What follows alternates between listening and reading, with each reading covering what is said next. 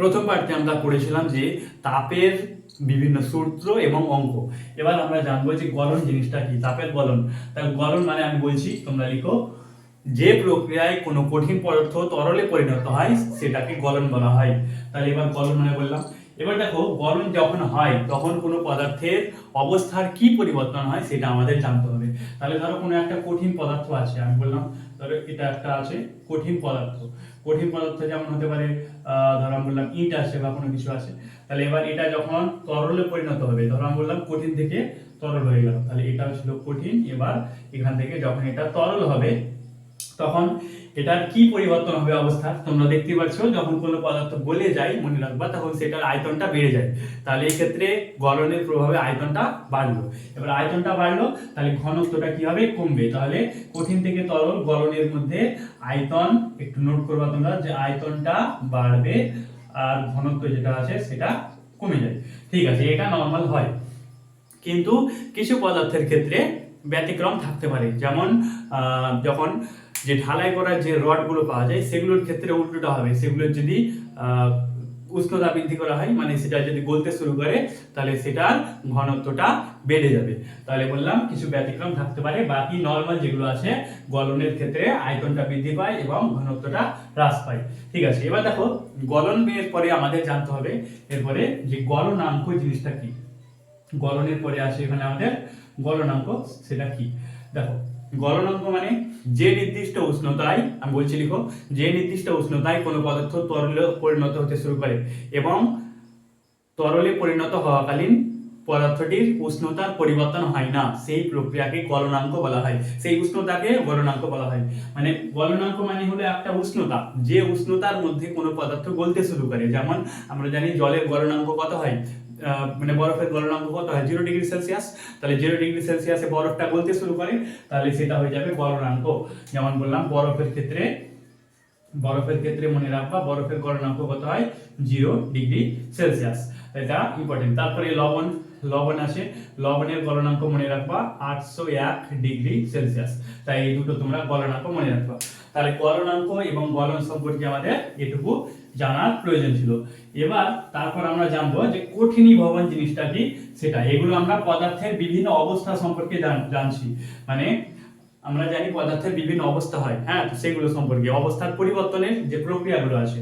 তারপরে আমাদের জানতে হবে কঠিনীভবন। কঠিনীভবন কি হয় আমি বলছিলাম, তোমরা লিখবা, যে প্রক্রিয়ায় কোনো তরল পদার্থ কঠিনে পরিণত হয় সেটাকে বলা হয় কঠিনীভবন। যেমন আমরা যখন দেখব তরলটা বরফে পরিণত হবে, তাহলে তরল মানে জলটা যখন বরফে পরিণত হবে তখন কঠিন হয়ে যাবে, তাহলে সেই প্রক্রিয়াকে বলা হবে কঠিনীভবন। এবার কঠিনীভবনের ক্ষেত্রে আয়তনটা কি হবে, আয়তনটা কমবে আর ঘনত্বটা বাড়বে। সাধারণ অবস্থায় কঠিনীভবনে আয়তনটা কমবে এবং ঘনত্ব যেটা আছে সেটা বৃদ্ধি পাবে। ঠিক আছে, তাহলে এগুলো মনে রাখ। এবার তোমাদের জানতে হবে গলনাঙ্কের পরিবর্তনের ফলে কি ঘটে সেই সব জিনিসগুলো। যেমন তোমরা জানো যখন দুটো বরফকে একসঙ্গে জোরে ধরা হয় তখন সেটা চাপ দেওয়া হয়, তখন সেটা জোড়া লেগে যায়। তো কেন সেটা একসঙ্গে জোড়া হয়ে যায় তো সেটা সম্পর্কে আমরা জানবো। তাহলে যখন আমরা কোনো পদার্থ দুটো বরফকে একসঙ্গে চাপ দেওয়া হবে, তাহলে আমি একে দেখাচ্ছি। ধরো দুটো বরফ আছে, এটা ধরো একটা বরফ আছে আর এটা ধরো একটা বরফ আছে। এবার এই দুটোকে যখন আমরা চাপ দেওয়া হবে তখন এই যে বরফের এই যে ধারগুলো যেগুলোর মধ্যে চাপ পড়বে সেগুলো কি হয়ে যাবে, চাপের প্রভাবে গলনাঙ্কটা কমে যাবে, দিয়ে সেগুলো গলে যাবে। তাহলে এবার এগুলো গলনাঙ্কের কারণে কি হবে, গলে যাবে। এবার যখন গলবে তখন এটা একসঙ্গে আমরা লাগিয়ে দিয়েছি। এবার যখন এটাকে আমরা চাপটা আবার কমিয়ে দিব, চাপটা যখন আবার কমে যাবে তখন এই যে গলে গেছে তাহলে এটা আশেপাশে ঠান্ডা থাকার কারণে আবার জমতে শুরু করবে। এবার যখন জমবে তখন দুটো জল একসঙ্গে মিশে গেছে, তাহলে যখন জমবে তখন একই সঙ্গে দুটো মিশে যাবে, মানে একই সঙ্গে দুটো জমে যাবে। তার জন্য এই যে বরফগুলো আলাদাভাবে থাকবে না, একসঙ্গে জমে যাবে। তো এই কারণে যখন দুটো বরফকে একসঙ্গে চাপ দেওয়া হয় তখন সেই বরফগুলো একসঙ্গে জোড়া লেগে যায়। আর একটা বিষয় এখানে জানতে হবে, যখন আমরা বাড়ির ফিউজ এর তার জোড় করা হয় তখন দেখবা এমন একটা তার ব্যবহার করা হয় যেটার গলনাঙ্ক যেটা আছে সেটা কি হবে যখন বলছি। তাহলে যখন ফিউজ ব্যবহার করা হয়, আশা করছি ফিউজ মানে জানো, ফিউজের কাজ কি হলো যে বাড়ির মধ্যে যে কারেন্ট আসে সেটাকে রোধ মানে থামিয়ে দেওয়া। তাহলে এবার এই যে যখন কারেন্ট আসবে তখন এই যে ফিউজটা থাকার কারণে এটা যখন কেটে যায় তখন আর বাড়িতে কারেন্ট আসবে না, তো এরকম হয়। তাহলে এবার এই যে ফিউজ তারটা হয়, হ্যাঁ, সেটার গলনাঙ্কটা অনেক কম হতে হবে। কারণ যখন কোনো কারণে যখন অনেক বেশি কারেন্ট বাড়িতে চলে আসবে, দিয়ে ওই যে জিনিসটা আছে সেটা গলে যাবে ফিউজটা। এবার গলে যাওয়ার কারণে বাড়ির যন্ত্রপাতির ক্ষতি হবে না। তাহলে এভাবে দেখো, যখন এটার মধ্যে কারেন্ট আসবে তখন এটা গলে যাবে, তাহলে এই যেটা আছে এটার গলনাঙ্কটা কম হতে হবে। তাহলে এই যে গলনাঙ্ক কম, তাহলে গলনাঙ্ক কম করার জন্য এটাতে মনে রাখবা, দেখো সীসা ও টিন এই দুটোকে মিক্স করে এই তারটাকে বানানো হয়। তাহলে সীসা এবং টিন মিশিয়ে এই তারটাকে বানানো হয়, তাহলে এটাকে ফিউজ তার বলা হয়। তাহলে ফিউজ তারের মধ্যে গলনাঙ্কর ভূমিকা হলো যে গলনাঙ্কটাকে অনেক কম রাখতে হবে আর রোধটাকে বেশি রাখতে হবে। রোধ মানে যাতে বাধা পায় দিয়ে তারটা গলে যায়, তো এইভাবে এটা হয়, মনে রাখো। নেক্সট আমরা আরেকটা প্রক্রিয়া নিয়ে আলোচনা করবো, সেটা হবে বাষ্পীভবন। তাহলে বাষ্পীভবন দেখো, এখান থেকে এগুলো খুব ইম্পর্টেন্ট, ভালোভাবে বলছি আমি। দেখো তাহলে দেখো বাষ্পীভবন, বাষ্পীভবন মানে কি? দেখো, যে প্রক্রিয়ায় কোনো তরল পদার্থ বাষ্পে পরিণত হয় সেটাকে বলা হয় বাষ্পীভবন। তাহলে বললাম যে প্রক্রিয়ায় তরল বাষ্পে পরিণত হয় সেটা হবে বাষ্পীভবন। এবার বাষ্পীভবন মানে বলতে পারলাম কোনো একটা তরল পদার্থ যখন ধরো জল আছে, জলকে বাষ্পে পরিণত করতে তাহলে যে প্রক্রিয়া হবে সেটা হবে বাষ্পীভবন।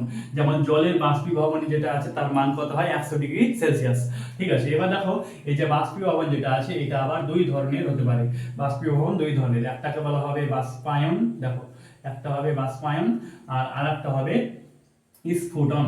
তাহলে যে বাষ্পীভবন আবার দুই প্রকার বললাম, বাষ্পায়ন এবং স্ফুটন। তাহলে প্রথমে আমরা বাষ্পায়ন জিনিসটা জানবো, তারপর স্ফুটন। তাহলে বাষ্পায়ন মানে কি? দেখো নামেই আছে, দেখো যে প্রক্রিয়ায় আমি বলছি শোনো, মানে পুকুর আছে ধরো, তাহলে পুকুরের জলগুলো বাষ্প হয়ে যায়, বেশি যখন গরম হয় না তখনও বাষ্পে পরিণত হয়। তাহলে যে প্রক্রিয়ায় তরলের উপরিতল থেকে জল মানে তরল বাষ্পে পরিণত হয় সেটাকে বলা হয় কি? বাষ্পায়ন। আবার বলছি, যে প্রক্রিয়ায় তরলের উপরিতল থেকে তরল বাষ্পে পরিণত হয় সেটাকে বলা হয় বাষ্পায়ন। মানে শুধুমাত্র তরলের উপরিতল যখন বাষ্পে পরিণত হবে সেটাকে বলা হবে বাষ্পায়ন। যেমন পুকুরের জল ধরো আছে, তাহলে পুকুরের জল যখন বাষ্পে পরিণত হবে তাহলে সেটা কোন প্রক্রিয়ায় হবে? বাষ্পায়ন প্রক্রিয়ায় হবে। ঠিক আছে, এবার দেখো যে বাষ্পায়ন প্রক্রিয়াটা আছে সেটা কখন কম হয় বা কখন বেশি হয় সেগুলো আমাদের জানতে হবে। তাহলে এবার বললাম বাষ্পায়নের উদাহরণগুলো মনে রাখবা। পুকুরের ক্ষেত্রে জলগুলো যায়, তারপর ধরো শীতকালে ধরো জামা কাপড় যখন জল দেওয়া হয় তো জামা কাপড় শুকিয়ে যায়, কিভাবে? সেম বাষ্পায়ন প্রক্রিয়ায়। তাহলে এটা হলো বাষ্পায়নের উদাহরণ। এবার আমি বলছি যে বাষ্পায়ন প্রক্রিয়া কিভাবে বৃদ্ধি হয়, মানে কিভাবে বেড়ে যায়, বাষ্পায়ন প্রক্রিয়া বৃদ্ধি কিভাবে হয়। দেখো কয়েকটা পয়েন্ট আছে মনে রাখতে হবে। যখন ধরো যে কোনো পদার্থ আছে, যখন সেটার ক্ষেত্রফলটা বেশি হয়ে যায়, যেমন ধরো কোনো একটা জিনিসকে ধরো আমরা ছোট একটা পাত্রের মধ্যে রাখলাম, তারপর যদি সেটাকে বড় পাত্রের মধ্যে রাখা হয় তাহলে কি হয়? সেটা খুব তাড়াতাড়ি ঠান্ডা হয়ে যায়, কারণ বাষ্পে পরিণত তাড়াতাড়ি হয়। তার মানে যখন যে ক্ষেত্রফলটা আছে পদার্থের, তাহলে পদার্থের ক্ষেত্রফলের উপরে নির্ভর করে। এগুলো ভালোভাবে লিখবা, আমি লিখছি। পদার্থের যে ক্ষেত্রফল আছে সেটার উপর নির্ভর করবে বাষ্পায়নটা, এটা 1 নম্বর পয়েন্ট। তারপর ধরো একটা জিনিস আছে, এবার তার উপর যদি আমরা ধরো বায়ু চলাচল বৃদ্ধি করি, ধরো আমরা হাওয়া বেশি করে দিলাম। ধরো কোনো একটা জিনিসের মধ্যে গরম আছে, গরম জিনিসের মধ্যে আমরা হাওয়া দিই, তাহলে কেন? কারণ যখন হাওয়া বায়ু চলাচল বৃদ্ধি পাবে বাষ্পায়নটাও বেশি হবে, তাহলে বায়ু চলাচলের উপরেও বাষ্পায়নটা নির্ভর করে। তাহলে লিখবা বায়ু চলাচল, যেটা তরল আছে তার উপর বায়ু চলাচল যদি বৃদ্ধি পায় তাহলে বাষ্পায়নটাও বৃদ্ধি পায়। ঠিক আছে, আর একটা আছে, আর দুটো আছে। ধরো কোনো একটা পদার্থের আমরা উষ্ণতা বৃদ্ধি করলাম, তাহলে অবশ্যই যখন সেটার আমরা উষ্ণতা বৃদ্ধি করব, উষ্ণতা বৃদ্ধি করলাম তার মানে কি? বেশি বাষ্পে পরিণত হবে। তাহলে যে পদার্থ আছে তার উষ্ণতা বৃদ্ধির উপরে নির্ভর করে, তার মানে এই যে পদার্থ আছে তার উষ্ণতার বৃদ্ধির উপর নির্ভর করে। উষ্ণতা যখন বৃদ্ধি পাবে তখন সেটার বাষ্পায়নটাও বৃদ্ধি পাবে। আর একটা লাস্ট পয়েন্ট আছে, ধরো আমরা জল আছে বললাম, জল এবং জল আর মধু আছে, তাহলে জল এবং মধুর মধ্যে জলটা ঘনত্ব কম, মধুর ঘনত্ব বেশি, তাহলে যখন সেটা বাষ্পে পরিণত হবে জলটা তাড়াতাড়ি বাষ্পে পরিণত হবে আর মধুটা ধীরে ধীরে বাষ্পে পরিণত হবে। তার মানে এই ক্ষেত্রে জল এবং মধু দুটো ভিন্ন ভিন্ন প্রকৃতির, তার মানে পদার্থের প্রকৃতির উপর নির্ভর করে। তাহলে 4 নম্বর পয়েন্ট বললাম, মনে রাখবা পদার্থের যে প্রকৃতি আছে, পদার্থের প্রকৃতির উপর নির্ভর করে বাষ্পায়নের মান যেটা আছে সেটা। তাহলে আমি বলছিলাম বাষ্পীভবন দুই প্রকারের হয়, একটা আছে বাষ্পায়ন আর একটা আছে স্ফুটন। তাহলে এগুলো বাষ্পায়নের উপর নির্ভর করে। এবার আমরা জানবো যে স্ফুটন জিনিসটা কি। তো এখন পর্যন্ত যারা ভিডিওটিকে লাইক করনি অবশ্যই লাইক করে দাও, ঠিক আছে? তারপরে আমরা আবার পড়তে যাচ্ছি, তো অবশ্যই এখনই লাইক করে দাও। এবার আমি দেখো স্ফুটন জিনিস যেটা আছে সেটা বলবো। স্ফুটন দেখো এটা বাষ্পায়নের প্রায় উল্টোটা। দেখো আমি বলছি স্ফুটন, তাহলে বাষ্পায়নের ক্ষেত্রে আমরা কি বললাম, যে প্রক্রিয়ায় তরলের উপরিতল থেকে বাষ্পে পরিণত হয়। ধরো জল আছে, তাহলে জলের উপরিতল থেকে যখন বাষ্পে পরিণত হবে সেটা কি হয়ে যাবে, বাষ্পায়ন। তাহলে এবার স্ফুটনটা কি হবে, যে প্রক্রিয়ায় আমি বলছি লিখো, যে প্রক্রিয়ায় তরলের সমগ্র অংশ থেকে তরল বাষ্পে পরিণত হয় সেই প্রক্রিয়াকে বলা হয় স্ফুটন প্রক্রিয়া। তাহলে সেটা হলো স্ফুটন, মানে সমগ্র অংশ থেকে যখন আমরা জলটাকে গরম করব তখন দেখবা যে জলটা ফুটতে শুরু করে, তার মানে সেটা সমগ্র অংশ থেকে শুরু হয়, এই যে হয় এটাকে বলা হবে স্ফুটন। ঠিক আছে, এবার দেখো স্ফুটনের পরে আমাদের এখানে আরেকটা জিনিস হয় স্ফুটনাঙ্ক, সেটা সম্পর্কে জানতে হবে। ঠিক আছে, তাহলে এবার স্ফুটনাঙ্ক কাকে বলে, আবার বলছি লিখো, যে নির্দিষ্ট উষ্ণতায় কোনো তরল বাষ্পে পরিণত হতে শুরু করে এবং বাষ্পে পরিণত হওয়া না পর্যন্ত তরলটির উষ্ণতা স্থির থাকে, সেই প্রক্রিয়া মানে সেই উষ্ণতাকে বলা হয় স্ফুটনাঙ্ক। যেমন জলের ক্ষেত্রে স্ফুটনাঙ্ক তোমরা লিখবা, জলের স্ফুটনাঙ্ক লিখো তোমরা, জলের স্ফুটনাঙ্ক জানো তোমরা কত হয়, জলের স্ফুটনাঙ্ক যেটা আছে সেটা হয় 100 ডিগ্রি সেলসিয়াস। তাহলে এটা মনে রাখবা, জল যে প্রক্রিয়ায় বললাম ফুটতে শুরু করবে তাহলে সেটা হয়ে যাবে স্ফুটনাঙ্ক, যেমন জলের ক্ষেত্রে 100 ডিগ্রি সেলসিয়াস। এবার দেখো আমরা জানবো যে স্ফুটনাঙ্ক যে সেটা কি কি বিষয়ের উপর নির্ভর করে, যেমন বাষ্পায়নটা আমি বললাম 4টি বিষয়ের উপর নির্ভর করে, তো স্ফুটনাঙ্ক আছে এটা আবার 3টি বিষয়ের উপর নির্ভর করে, তো সেগুলো আমরা জানবো। প্রথম জিনিস যেটা আছে, যে তরলটা আমরা দেখব সেটার সঙ্গে কি মিশে আছে, মানে দ্রবীভূত পদার্থের প্রকৃতির উপর। মানে আমরা ধরো একটা কোনো তরল আছে, জল আছে, এবার জলের মধ্যে যখন আমরা লবণটা মিশিয়ে দিব বা চিনি মিশিয়ে দেবো তখন সেটার স্ফুটনাঙ্ক ভিন্ন ভিন্ন আলাদা আলাদা হয়ে যাবে। তাহলে যে পদার্থের উপস্থিতি থাকবে সেটার উপর নির্ভর করবে। তাহলে 1 নম্বর লিখবা পদার্থের উপস্থিতি, মানে পদার্থে যেটা মিশে থাকবে সেটা পদার্থের উপস্থিতি, এটা বললাম। তারপর যে আরো আছে দেখো, আমি বলছি জল এবং মধু আছে, দুটোকে যখন আমরা বাষ্পে পরিণত করব অবশ্যই জলটা আগে হবে মধুটা পরে হবে, তার মানে পদার্থের প্রকৃতি যেটা আছে সেটার উপরে নির্ভর করে। তার 2 নম্বর বললাম পদার্থের প্রকৃতি। দেখো পদার্থের প্রকৃতির উপর কি নির্ভর করে, স্ফুটনাঙ্ক নির্ভর করে। আর একটা আছে, ধরো আমরা কোনো একটা জিনিস আছে, ধরো প্রেসার কুকার আছে, এবার সেটার মধ্যে আমরা ধরো জল রাখলাম আর বাইরে জল রাখলাম, এবার যদি দুটোকে গরম করি তাহলে বাইরে জলটা তাড়াতাড়ি বাষ্পে পরিণত হবে আর যেটা ওটা আছে ওটা স্ফুটনাঙ্কটা বেড়ে যাবে প্রেসার কুকারে। তাহলে আমি কি বলছি, দুটো আলাদা আলাদা হয়ে গেল, কারণ প্রেসার কুকারে চাপটা অনেক বেশি হয়, জানো প্রেসার মানে চাপ, তাহলে এবার চাপটা অনেক বেশি হয়ে যাবে, তার মানে যে তরলের উপস্থিতি মানে তরলের যে চাপটা আছে চাপের উপরেও স্ফুটনাঙ্ক যে জিনিসটা আছে সেটা নির্ভর করে। তাহলে বললাম স্ফুটন বা স্ফুটনাঙ্ক 3টি বিষয়ের উপর নির্ভর করবে, পদার্থের উপস্থিতি, পদার্থের প্রকৃতি আর তরলের যে চাপ আছে সেটার উপর। এবার আমরা ওটাই জানবো যে বললাম যে প্রেসার কুকারের মধ্যে কিভাবে কোনো জিনিস খুব তাড়াতাড়ি গলে যায়, তো সেটা সম্পর্কে আমরা জানবো। দেখো আমি বলছি, আমি নর্মাল একটা দেখালাম, ধরো এইভাবে কোনো কিছু আছে, প্রেসার কুকার আছে ধরো এইভাবে, তাহলে এবার এটার মধ্যে যখন কোনো জিনিস রাখবো তখন কেন সেটা তাড়াতাড়ি গলে যায় বাষ্পে পরিণত হয়, তো এটা কেন, ধরো আমরা যে কোনো জিনিস রাখলাম, কোনো খাবার বা কোনো কিছু রাখলাম, তাহলে এটা কেন হবে, কারণ যখন এটাকে গরম করা হবে, ধরো এটাকে আমরা গরম করলাম, এবার গরম করার কারণে এই যে এগুলোর মধ্যে প্রচুর চাপ সৃষ্টি হবে। এবার যখন চাপ অনেক সৃষ্টি হবে তাহলে চাপের ফলে যে জলগুলো থাকবে সেগুলোর যে স্ফুটনাঙ্কটা অনেক বেড়ে যাবে, মানে সেগুলো সহজে বাষ্পে পরিণত হবে না, অনেক বেশি হয়ে যাবে, তার মানে উষ্ণতাটা অনেক বেশি হয়ে যাবে। তাহলে একদিক থেকে চাপ আছে এবং এক্ষেত্রে উষ্ণতাটা অনেক বেশি হয়ে গেল চাপের কারণে, তাহলে চাপ এবং উষ্ণতার কারণে যে জিনিসগুলো থাকবে সেগুলোর উপর প্রচুর চাপ প্রচুর উষ্ণতা, তার জন্য সেই অণুগুলো ধীরে ধীরে দূরে চলে যাবে, দিয়ে সেগুলো গলতে শুরু করবে, তো এটার কারণে খুব তাড়াতাড়ি গলে যায়। বুঝতে পারলাম যে চাপটা আছে অনেক বেশি হয়ে যায়, তার ফলে উষ্ণতা আরো বেড়ে যায় অনেক, তার জন্য এটা হয়। তাহলে পরীক্ষায় পরে প্রেসার কুকারে কেন খুব তাড়াতাড়ি সিদ্ধ হয় খাবার, তো এই যে বললাম এই যে গরম থাকার কারণে সেটা চাপ এবং উষ্ণতা অনেক বেশি হয়ে যায়। তারপর এবার আমরা লাস্ট একটা পদার্থের অবস্থা পরিবর্তনের প্রক্রিয়া জানবো, সেটা ঘনীভবন প্রক্রিয়া। আশা করছি নাম শুনেছো। তো ঘনীভবন প্রক্রিয়া মানে কি দেখো, আমি বলছি লিখো, যে প্রক্রিয়ায় কোনো বাষ্প তরলে পরিণত হয় সেই প্রক্রিয়াকে বলা হয় ঘনীভবন প্রক্রিয়া। তাহলে বললাম বাষ্প যখন তরল হবে, ধরো কোনো একটা গ্যাস আসে, তাহলে গ্যাসটা যখন তরলে পরিণত হবে তাহলে যে প্রক্রিয়ায় হবে সেটাকে বলা হবে ঘনীভবন।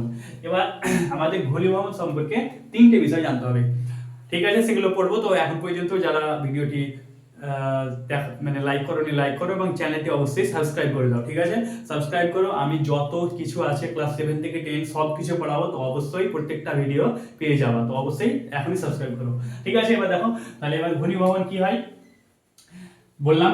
এবার দেখো এক্ষেত্রে ঘনীভবন যেটা আছে সেটা আমাদের 3টে এখানে বিষয় জানতে হবে। প্রথমে যে মেঘ যেটা আছে সেটা কিভাবে তৈরি হয়, তারপরে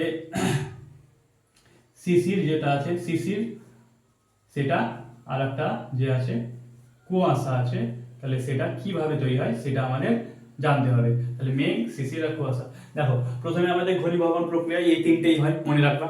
এবার মেঘ যখন হয় তোমরা জানো, যখন জলীয় বাষ্প ধীরে ধীরে গরম হয় এবং বায়ুমণ্ডলের উপরে চলে যায়, তখন সেগুলো একসঙ্গে ধূলিকণার সঙ্গে যুক্ত হয় দিয়ে কি মেঘ তৈরি করে। তাহলে যখন অনেক বেশি ওপরে, হ্যাঁ, যখন মেঘ মেঘ হয়ে যাবে অনেক বেশি দূরে ওপরে, তখন এটা কি হবে, দেখো বাষ্প আছে, তাহলে বাষ্পগুলো একসঙ্গে যুক্ত হবে দিয়ে তরলে পরিণত হবে। তাহলে বাষ্প থেকে তরলে পরিণত হলো, তাহলে সেটা কি হয়ে যাবে, মেঘ হয়ে যাবে। তাহলে মেঘ মানে বললাম মেঘটা ঘনীভবন প্রক্রিয়ায় এইভাবে হয়। নেক্সট এবার যে শিশির যেটা আছে সেটা কেন হয় আমি বলছি। দেখো মেঘের ক্ষেত্রে এটা সবচেয়ে উচ্চতায় হয়। এবার শিশিরের ক্ষেত্রে জানো শীত কখন পড়ে, যখন ঠান্ডাকালে হয়, শীতকালে। তাহলে এবার শীতকালের ক্ষেত্রে আমরা জানি অনেক বেশি ঠান্ডা থাকে, তার প্রভাবে যে বাষ্পগুলো যখন পুকুর থেকে বা হ্রদ থেকে বা নদী থেকে যখন উপরে যায়, তখন সেগুলো মেঘ তৈরি হওয়ার আগে, মানে মেঘ তৈরি হওয়ার আগে যখন ভারী হয়ে যাবে দিয়ে নিচে চলে আসবে, সেটাকে শিশির বলা হবে। কেন হবে, কারণ বাষ্পগুলো ঠান্ডার কারণে জমে যাবে দিয়ে নিচে চলে আসবে। এবার যে জমে গেল এই প্রক্রিয়াটা কি, ঘনীভবন প্রক্রিয়া। তাহলে বললাম যখন বাষ্পগুলো উপরে গিয়ে আবার নিচে চলে আসবে, জমে যাবে, সেই যে এটাকে বললাম শিশির বলা হয়। এবার মেঘের ক্ষেত্রে আর এটার ক্ষেত্রে ডিফারেন্স কি, মেঘের ক্ষেত্রে মেঘটা তৈরি হবে দিয়ে নিচে আসবে, আর শিশিরের ক্ষেত্রে ডাইরেক্টলি নিচে চলে আসবে, সেটা হবে শিশির। এগুলো আমি বোঝাচ্ছি, যখন যে কোশ্চেনগুলো দরকার হবে আমি চ্যাপ্টারের শেষে বলে দেবো। বোঝাটা মেন, ফিজিক্স বোঝাটা মেন। তাহলে এবার দেখো নেক্সট যেটা আছে মেঘ বললাম কিভাবে তৈরি হয়, শিশির কিভাবে তৈরি হয়, আর একটা আছে কুয়াশা। এবার কুয়াশা জানো যখন খুব ঠান্ডা পড়ে তখন হয়। এটার কারণ কি, যখন যে জলীয় বাষ্পগুলো আমাদের চারিপাশে তৈরি হয় সেগুলো ওপরে যাওয়ার আগেই যখন মাটিতেই জমে যায় কোনো কারণে, ধরো অনেক বেশি ঠান্ডা, তাহলে যে জলগুলো উপরে যাওয়ার আগেই আমাদের যখন আশেপাশে জমে যায় দিয়ে ওগুলো বাষ্প থেকে তরলে পরিণত হয়ে যায়, তার মানে ঘনীভবন প্রক্রিয়ায় বাষ্প থেকে তরল হয়ে যায়। তাহলে যখন এগুলো আমাদের আশেপাশে জমে যায় সকালবেলায় অনেক ঠান্ডা থাকে দিয়ে এটা হয়, তাহলে এইটাকে বলা হবে কুয়াশা। কুয়াশা মানে কি বললাম, যখন আমাদের একটু কম অঞ্চল জুড়েই, মানে যখন যে বাষ্পগুলো সেম একই জায়গায় জড়ো হয়ে যাবে, জমে যাবে, সেটাকে বলা হবে কুয়াশা। জানো তোমরা অনেক ঠান্ডাতেই কুয়াশার সৃষ্টি হয়। এবার আমরা পড়বো লিনতাপ। তো লিনতাপটা তোমাদের বই একটু আগে আসে, আমি একটু পরে বলছি যাতে তোমাদের বুঝতে সুবিধা হয়। হ্যাঁ, তো লিনতাপ এবার আমরা জানবো। তাহলে দেখো আমি বিভিন্ন পদার্থের অবস্থা বললাম, সেগুলোর পরিবর্তন কিভাবে হয় এবার সেটা জানবো। মানে এখানে আমাদের অবস্থার পরিবর্তনটা জানতে হবে। অবস্থার পরিবর্তন মানে কি, যে প্রক্রিয়ায় একটা অবস্থা থেকে অপর অবস্থায় স্থানান্তরিত হয় সেই প্রক্রিয়াটাকে বলা হবে অবস্থার পরিবর্তন। এবার দেখো তাহলে যে তাপের প্রভাবে আমাদের দুই ধরনের তাপ হয়, একটা হচ্ছে বোধগম্য তাপ, যেটা আমরা ফিল করতে পারি, আমরা বুঝতে পারি যে ঠান্ডা না গরম। আরেক প্রকারের তাপ হয় যেটা আমরা বুঝতে পারবো না, মানে সেটার কারণে উষ্ণতার কোনো পরিবর্তন হবে না। আমি ধরো সেই তাপটা দিলাম, তাহলে উষ্ণতার একটুও পরিবর্তন হবে না। তাহলে যে তাপের প্রভাবে, আমি লিনতাপ কাকে বলে বলছি তোমরা লিখো, যে তাপের প্রভাবে পদার্থের উষ্ণতার পরিবর্তন হয় না কিন্তু অবস্থার পরিবর্তন হয়, সেটাকে বলা হয় লিনতাপ। এবার দেখো অবস্থার পরিবর্তন মানে কি, অবস্থার পরিবর্তন মানে ধরো কঠিন আছে, তাহলে কঠিন থেকে তরল বা তরল থেকে বাষ্প বা বাষ্প থেকে আবার তরল, তাহলে এই যে অবস্থার বারবার পরিবর্তন হচ্ছে সেগুলোকে বলা হবে অবস্থার পরিবর্তন।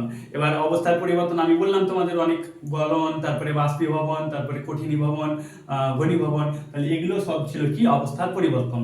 এবার এগুলো সংক্ষেপে তোমরা এভাবে লিখে নিবা। দেখো প্রথমে আছে তরল, তরল থেকে কি আসে আচ্ছা, প্রথমে থাকবে কঠিন, কঠিন, তারপরে তরল থাকবে, তারপরে বাষ্প বা গ্যাস সম্পর্কে আমরা জানলাম। কঠিন, লিখো এগুলো ভালোভাবে, নোট করে নাও একটু। তারপরে আছে তরল, তারপরে আছে গ্যাসীয় পদার্থ, গ্যাস। এবার দেখো কঠিন থেকে যখন তরল হয় সেটাকে আমি কি বললাম একটু আগে, সেটাকে বলা হয়, কঠিন থেকে তরলকে বলা হয় গলন প্রক্রিয়া বলা হয়। তাহলে এটা হয়ে গেল গলন। তারপরে যখন তরল থেকে গ্যাস হয়ে যায়, তরল থেকে গ্যাস যেটা, ওটাকে কি বলে? বাষ্পীভবন, এখনই বললাম একটু আগে। তারপর আবার যখন গ্যাস থেকে তরল হয়ে যায় সেটাকে কি বলে? ঘনীভবন। আর একটা আছে যখন তরল থেকে কঠিনে চলে আসবে সেটাকে বলা হবে কঠিনীভবন, সেটা হলো কঠিনীভবন। এবার দেখো এই যে প্রক্রিয়াগুলো আসে, তাহলে গলনের ক্ষেত্রে দেখো, তাহলে গলবে যখন কোনো বস্তু, তখন সেটার ক্ষেত্রে তাপটা কি হবে? তাপের প্রয়োজন হবে। তাহলে এই ক্ষেত্রে লিন তাপটা প্রয়োজন হবে, মনে রাখবা। তাহলে এই ক্ষেত্রে আমি তাপ যেটা আছে এভাবে তাপ দেখাচ্ছি, তাপটা প্লাস পজিটিভ হবে, মানে তাপ প্রয়োজন। এই ক্ষেত্রেও তাপটা পজিটিভ হবে, প্লাস মানে প্রয়োজন হবে, মানে এটাতে তাপ গ্রহণ হবে, এটাতেও তাপ গ্রহণ হবে। এটাতে মাইনাস মানে তাপটা বর্জন হবে, আর এটাতেও মাইনাস মানে তাপটা বর্জন হবে। এগুলো মনে রাখবা। এবার দেখো যে লিন তাপ মানে বললাম যে তাপের প্রভাবে অবস্থার পরিবর্তন হয়। এবার তোমাদের লিন তাপের মান মনে রাখতে হবে দু তিনটে। যেমন জলের ক্ষেত্রে লিন তাপের মান হয়, বরফ জলে পরিণত হয় 80 ক্যালোরি লিন তাপে, আর জলটা বাষ্পে পরিণত হয় 537 ক্যালোরি তাপে, মনে রাখবা। তাহলে বললাম জল গলনের লিন তাপ কত? 80 ক্যালোরি, এবং বাষ্পীভবনের লিন তাপ 537 ক্যালোরি। এই দুটো লিখে নাও, ঠিক আছে। এবার এখানে দেখো আমাদের একটা লিন তাপের যে সূত্র, আমরা প্রথমে জেনেছিলাম যে কোনো পদার্থের তাপ যেটা আছে, তাপের সঙ্গে তার যে ভরটা আছে সেটা সমানুপাতিক। আগের ভিডিওতে যারা দেখোনি তোমরা দেখে নিবা, আমি ডেসক্রিপশনে লিংক দেওয়া আছে, অবশ্যই দেখবা। মানে আমি প্রথম যে পার্টে বলেছিলাম এইচ এর সঙ্গে এম টা সমানুপাতিক হয়। তাহলে এবার যখন আমরা এইচ কে সমান করব তখন একটা কি আসে? ধ্রুবক, আগের দিনও বলেছিলাম। এবার এই ক্ষেত্রে আসে ধ্রুবকটা এল, দিয়ে এম থাকে আর একটা এল চলে আসে, দিয়ে কি হয়ে যায়? এইচ সমান এম এল। এটা লিন তাপের সূত্র, হ্যাঁ ভালোভাবে মনে রাখবা। এইচ সমান এম এল, এইচটা তাপ, এমটা ভর, আর এলটা লিন তাপ। এইচ সমান এম এল, এটা হলো লিন তাপের সূত্র। এবার এখান থেকে আমরা এককটা বার করব, লিন তাপের একক। তাহলে আমরা কি দেখলাম? এইচ সমান এম এল। তাহলে এবার যদি আমরা এল বার করি, এল, তাহলে কি আসবে? এইচ, আবার এমটা গুণ আছে, এদিকে কি হয়ে যাবে? ভাগ। তাহলে মানে এইচ বাই এম। তাহলে এবার এককটা কি আছে? এইচ মানে তাপ, তাপের একক ক্যালোরি, আর এম মানে ভর, তাহলে ভরের একক কি? কেজি। তাহলে এসআই একক ক্যালোরি পার কেজি, আর সিজিএস কি হবে? ক্যালোরি পার গ্রাম। এটা হয়ে যাবে সিজিএস একক। তাহলে লিন তাপে যদি একক জিজ্ঞেস করে কি হবে? এসআই এককটা ক্যালোরি পার কেজি এবং সিজিএস এককটা ক্যালোরি পার গ্রাম। তাহলে এই দুটো বললাম লিন তাপের এককগুলো, ভালোভাবে দেখো। এবং যে প্রক্রিয়াগুলো বললাম, জলের ক্ষেত্রে মানটা বললাম, একটা হয় 80 ক্যালোরি, একটা 80 ক্যালোরি বললাম, আর আরেকটা কত? 537 ক্যালোরি। এগুলো একটু মনে। পদার্থের অবস্থার যেমন পরিবর্তন ছিল বিভিন্ন, তেমনি লিন তাপেরও বিভিন্ন আবার পরিবর্তন আসে। যেমন কঠিনীভবনের লিন তাপ, বিভিন্ন লিন তাপ আছে 6 ধরনের। কঠিনীভবনের লিন তাপ, বাষ্পীভবনের লিন তাপ, ঘনীভবনের লিন তাপ, স্ফুটনের লিন তাপ। তাহলে এই যে বিভিন্ন লিন তাপ আছে সেগুলো তোমাদের জানতে হবে। তো আমি এক দুটো তোমাদের বলে দিচ্ছি, তারপর দেখো, ঠিক আছে। আমি দেখো ক্লাস 7 থেকে 10 সব কিছু পড়াবো, তো অবশ্যই চ্যানেলটি সাবস্ক্রাইব করে নাও।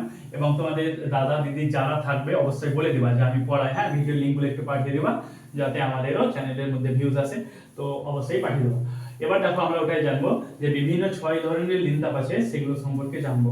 তাহলে প্রথমে যেটা জানবো, আমরা যে কোনো একটা বলছি, ধরো বললাম গলনের লিন তাপ। গলনের লিন তাপ আমি একটা লিখে দেবো, বাকিগুলো তোমরা লিখে নিবা বা মুখস্থ করে নিবা না লিখলে, ঠিক আছে। তাহলে দেখো গলনের লিন তাপ মানে কি? আমি বলছি লিখো, বলছি তোমরা লিখো। যে লিন তাপের প্রভাবে কোনো কঠিন পদার্থ তরলে পরিণত হয় সেই লিন তাপকে বলা হবে গলনের লিন তাপ। বললাম তাহলে যে লিন তাপের প্রভাবে, মানে কোনো একটা তরল পদার্থ আছে, তাহলে সেটা কঠিন পদার্থ আছে, সেটাকে তরলে পরিণত করতে যে লিন তাপের প্রয়োজন হবে সেটাকে বলা হবে তার গলনের লিন তাপ। যেমন বললাম জলের ক্ষেত্রে গলনের লিন তাপ 80 ক্যালোরি পার গ্রাম, 80 ক্যালোরি পার গ্রাম। এবার দেখো এই যে 80 ক্যালোরি পার গ্রাম আছে, হ্যাঁ মানে 1 গ্রামে 80 ক্যালোরি, এটা বলতে কি বোঝো? খুব ইম্পর্টেন্ট কোশ্চেন, যে জলের গলনের লিন তাপ 80 ক্যালোরি পার গ্রাম বলতে কি বোঝো? এটার মানে কি আমি বলছি, ভালোভাবে এখানে লিখে নিবা। বলতে বলছি যে, ঠিক আছে, এটার মানে হলো 1 গ্রাম বিশুদ্ধ জলকে 1 গ্রাম বিশুদ্ধ বরফকে বিশুদ্ধ জলে পরিণত করতে 80 ক্যালোরি লিন তাপের প্রয়োজন। এটা মানে আমরা কি বুঝে বললাম যে ধরো 1 গ্রাম জল আছে, তাহলে 1 গ্রাম বরফ আছে, তাহলে 1 গ্রাম বরফটাকে 1 গ্রাম জলে পরিণত করব, তাহলে যে পরিমাণ লিন তাপ লাগবে সেটা আমরা জানি কত হবে, 80 ক্যালোরি লিন তাপ হবে। তাহলে যে পরিমাণ লিন তাপের প্রয়োজন সেটা কত, 80 ক্যালোরি। তাহলে এটা বললাম 80 ক্যালোরি লিন তাপ আমরা বলতে কি বুঝি। ঠিক আছে, আশা করছি বুঝে গেছো। নেক্সট তারপরে আছে আমাদের আরো একটা আমরা বলছি, ধরো বললাম বাষ্পীভবনের লিন তাপ। এই দুটো বলবো, তারপর বাকিগুলো তোমরা একটু মনে রেখে নিবা বা মুখস্থ করে নিবা, ঠিক আছে। তাহলে এবার দেখো বাষ্পীভবনের লিন তাপ। বাষ্পীভবনের লিন তাপ মানে কি, আবার আমি বলছি লিখো, কোনো তরল পদার্থকে বাষ্পে পরিণত করতে যে লিন তাপের প্রয়োজন হয় সেটাকে বলা হয় বাষ্পীভবনের লিন তাপ। তাহলে এবার সেটা জলের ক্ষেত্রে মানটা কত হয়, 537 ক্যালোরি পার গ্রাম। এটার মানে কি 1 গ্রামে 537 ক্যালোরি। সেম এখানে আবার কোশ্চেন আছে যে জলের বাষ্পীভবনের লিন তাপ 537 পার ক্যালোরি পার গ্রাম বলতে কি বোঝো, আবার আমি বলছি এখানে লিখে দাও। লিখো জলকে 1 গ্রাম জলকে বিশুদ্ধ 1 গ্রাম বাষ্পে পরিণত করতে 537 ক্যালোরি লিন তাপের প্রয়োজন হয়। এটাই আমরা বুঝি যে 1 গ্রাম জলকে 537 ক্যালোরি তাপ দেওয়ার ফলে সেটা বাষ্পে পরিণত হবে, বিশুদ্ধ বাষ্পে পরিণত হবে। তাহলে এগুলো আমি দুটো বললাম যে গলনের লিন তাপ, বাষ্পীভবনের লিন তাপ। এবার বাকি যেগুলো আছে তোমরা একটু মুখস্থ করে নিবা, তাহলে হয়ে যাবে। 6টা বললাম আমি, সেগুলোর মধ্যে দুটো লিখে দিলাম, একটু ভালোভাবে দেখো, তারপরে বাকিটা হয়ে যাবে। ঠিক আছে, আজকে এতদূরই থাক। তো অবশ্যই তোমরা আরো পড়াশোনা করো, আমরা সব চ্যাপ্টার আপলোড করে দেবো ধীরে ধীরে। তো অবশ্যই আমাদের ভিডিওগুলো দেখো, ডিসক্রিপশনে দেখো লিঙ্ক দেওয়া আছে, তো সেই ভিডিওগুলো দেখে নাও, আগকারগুলো। আর আবার সব কিছু পড়াবো, ঠিক আছে, ভালোভাবে পড়ো। আবার পরের চ্যাপ্টারে দেখা হবে পরের ক্লাসে। তো অবশ্যই থাকো এবং ভালো থাকো, পড়াশোনা করতে থাকো। কিছু যদি আমাদের লেকচার ভালো লাগে অবশ্যই একটু কমেন্টে জানিয়ে দাও যে আমরা কেমন পড়াচ্ছি বা কেমন লাগছে আমাদের ভিডিওগুলো। তো ঠিক আছে, থাকো, আবার হবে ক্লাস।